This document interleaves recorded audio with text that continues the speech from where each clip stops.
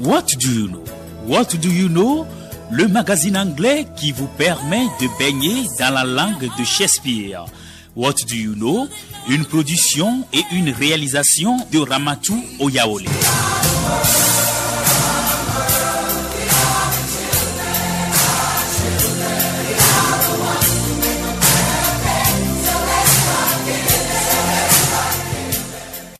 Good evening. I'm delighted to have you around for our discussions of today's Saturday, February 24, 2024. Today's program will be the second phase of last week's discussions. My guest, as usual, is Professor Richard.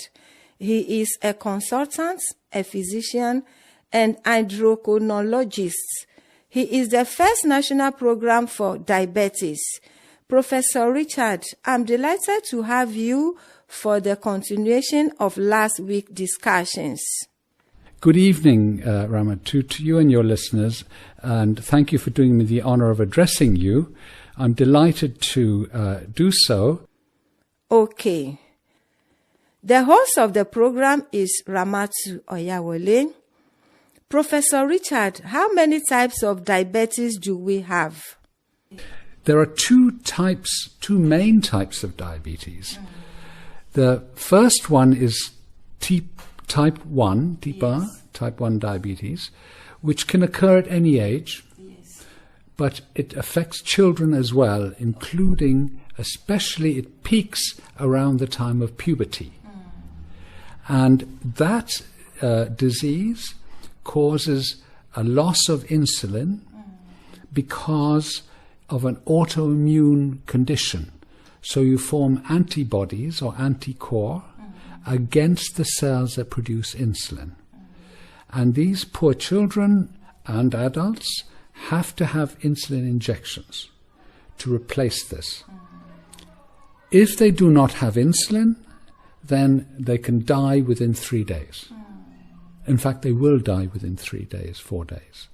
So it's a big challenge to get insulin into a poor country, and the European Diabetes Association, the International Diabetes Federation, arranges for insulin to be shipped over to every country in the world that needs it, and it comes to Togo. The other type of diabetes, which is more common, probably 90%, 95%, is type 2 diabetes, which affects mainly adults, but because of the increasing obesity we see amongst children now, it is becoming more common in younger people as well. And the cause of that is basically that for the history of humanity, we have been undernourished. There's not been enough food. So our bodies, because there's undernourishment, then, so for instance, our ancestors would catch one rat in a day and would eat it. Or they have so much rice, very little amount of rice. So they were always thin. So our bodies adapted to storing energy. And we store energy and we store. Then, in the late 1970s, what happened was that people stopped exercising. Okay, thank you very much for your explanations. What are the causes of diabetes that you have just mentioned? Well, it's type 1 diabetes, as we've mentioned, is also, as we've explained, it's autoimmune, you form antibodies.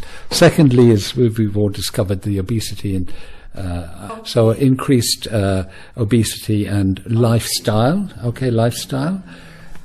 So those are the main causes of diabetes. And these things that cause diabetes, include genetic component, because if you have a family history of diabetes, you're more likely to have diabetes.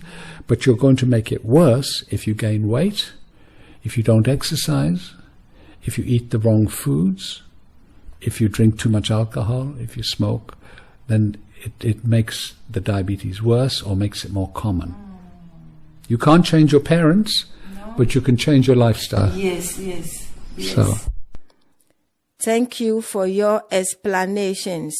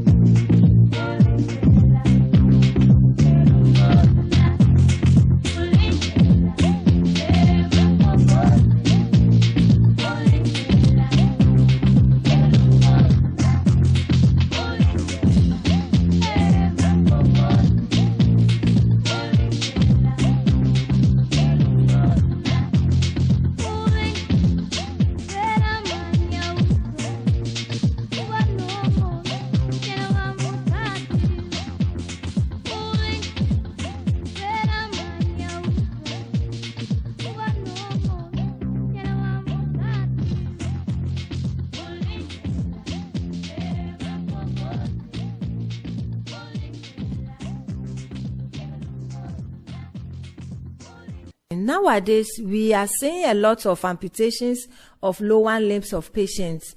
What explanation can you say about these amputations? Well, Ramatou, the amputations are always preventable. Yeah. And they're preventable by making sure that people know they have diabetes, okay, so that they're aware of their diabetes, by screening, okay, by screening of sugars, by making sure that they have exercise and lifestyle, healthy lifestyle, wearing good shoes, and inspecting their feet every night if they have diabetes. So if you cannot see properly, then you get your husband or your wife or your brother or whoever to look at your feet and make sure there's no cuts or sores or blisters or anything like that, and to wear sensible shoes. I see many people in Africa wearing flip-flops. Slippers, wearing slippers. Yes. They don't wear cover shoe. Not cover shoes. So slippers, we call them flip-flop because they make a flip-flop noise, and they have the rubber going in between the toes, and that rubber can hurts you, yeah. And I've seen people lose their feet because of that, because they can't feel the pain. Yes. That is ignorance. Well, it's ignorance, but it's not their fault. You know, The condition of living. it's a condition of having diabetes, and you could say it's the ignorance and the fault of society for not educating them. Yeah, How yeah. can they know this Yeah, unless lack they're of taught? education. Exactly. Okay, for those people who have just tuned into Radio Lomé, our guest for today is Professor Richard Fates. He's a professor of medicine, consultant, physician, endocrinologist. So he is our guest for today's discussions. And as we are saying, is it necessary to cut off the body part of a person that is sick, like somebody who is having a problem with the feet or with the limbs? Is it necessary to cut off the body part of a sick person, or it can be treated? Well, Ramatou, unfortunately, sometimes it is necessary. The best of all is to prevent diabetes, prevent the eyesight problems, the kidney problems, the foot problems. But sometimes people don't know they have diabetes, and, you know, in low-income countries, it's not the person's fault. They cannot afford to go and have treatment or even be diagnosed. So sometimes they will have this problem. So the best way is prevention. But if you have a foot problem, if you go early, Yes. and it can be treated. But sometimes if the foot dies or the leg dies, nothing can be done, and it will poison the rest of you. So it has to be, unfortunately, be amputated. Okay. Professor Richard, I would like you to advise us on lifestyle. What lifestyle should a person with diabetes live? The way a person will eat and all those things. Clearly, the first thing is to try and avoid gaining too much weight. Yes. Okay? And how do you do that? Well, you limit the calorie intake. Okay? You also have to exercise. Now, these are not easy to do. So, calorie intake means obviously having 3 meals a day, ideally small meals, okay? And not eating all the time. Unfortunately, the African diet is probably not the most healthy. We should be eating more vegetables, fresh vegetables, fruit, and not too much carbohydrate. Now, I know that Togolese people are very fond of fufu and maize and all these kinds of things. Huge carbohydrate intake of very little nutritional value. So there's that. Then also we want to avoid carbonated beverages, sugar-sweetened beverages. And I know that, for instance, it's very hard to get Diet Coca-Cola or Diet Fanta or Diet 7-Up.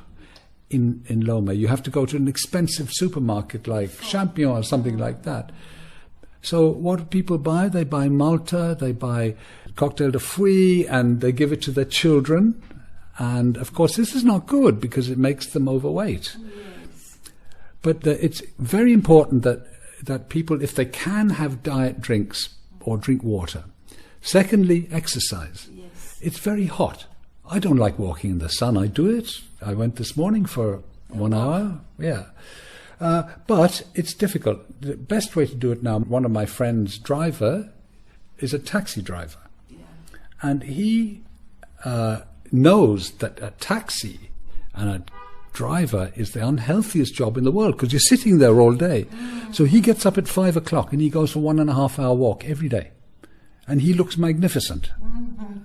So there's diet, there's exercise, and also, lifestyle, not too much alcohol, and, obviously smoking is bad, but limiting calories as well. But the mothers are very important not to make their children overweight now, because now we're seeing a huge epidemic of obesity in children, and it's really, really frightening. It's terrible. Okay, Professor Richard, you've told us that diabetes is hereditary. And when you come from a family that had diabetes, how can we prevent it? Well, you see, with type 2 diabetes, which is what we're talking about, okay, and I should say that diabetes, most people with diabetes die from heart disease. And most people with diabetes also have hypertension. And most people with diabetes also have a high cholesterol. So these people, of course, are going to die early. Yeah. So you have to try, the best way in a poor country like Togo is to avoid getting overweight and preventing with diet and exercise. But we also have medications to control the diabetes. So we have all sorts of medications to control diabetes, to control the hypertension, and to control the cholesterol, and these have been proven to prolong life. I come here and hypertension is frightening amongst black Africans. It's frightening. I used to do screening clinics in the churches for the first 5-6 years. And I would find young people in their 30s with blood pressure 200 over 100.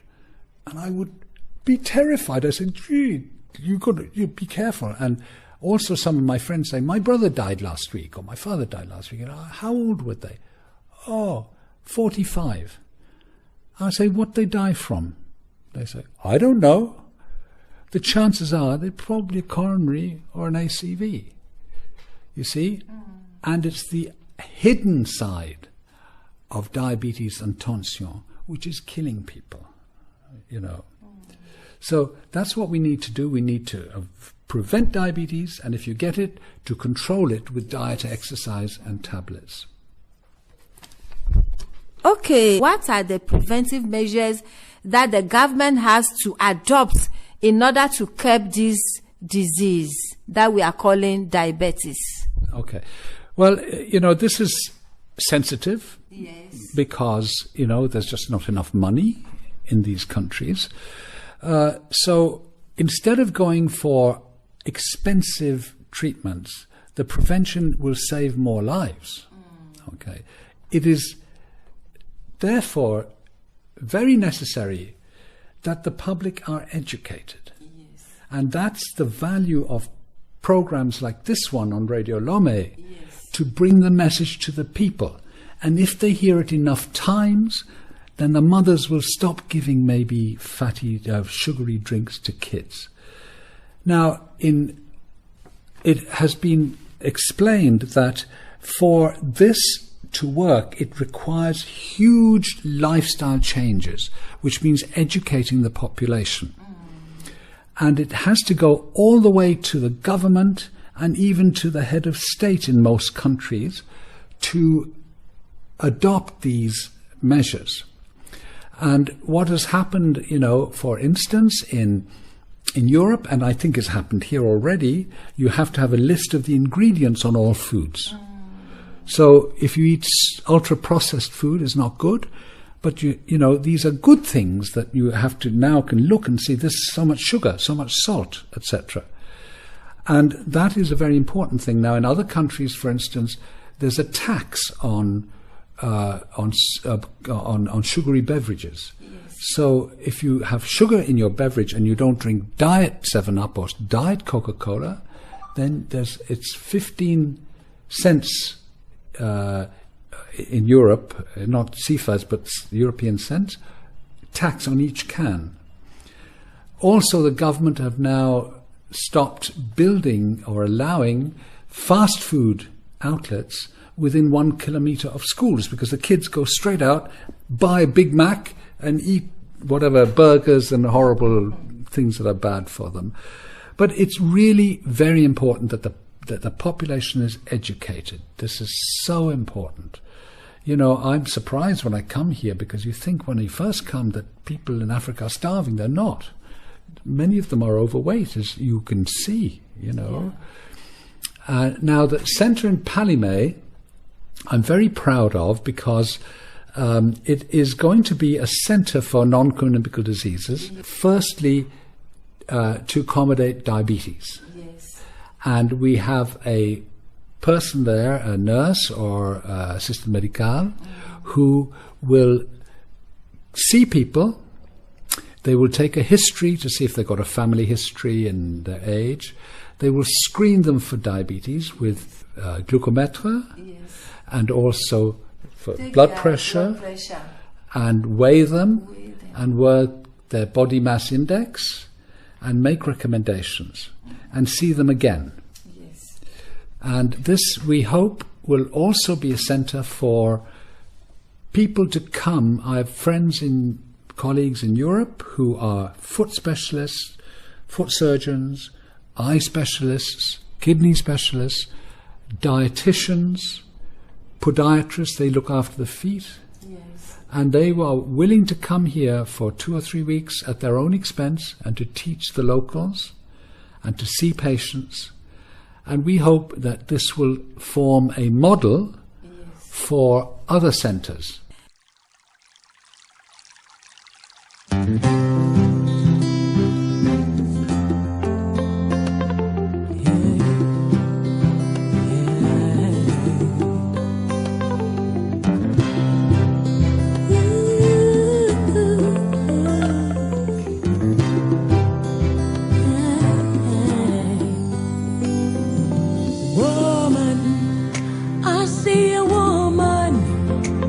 Every day in the mirror I see a woman, and every time I look in mama I see that woman, a wonderful woman, an African woman, mother of nature, yeah, yeah.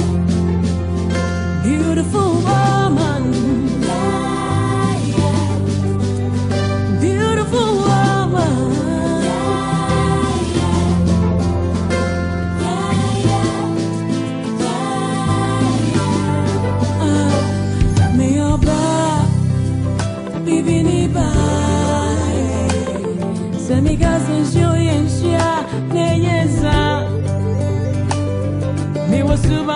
But you're my one vet to say.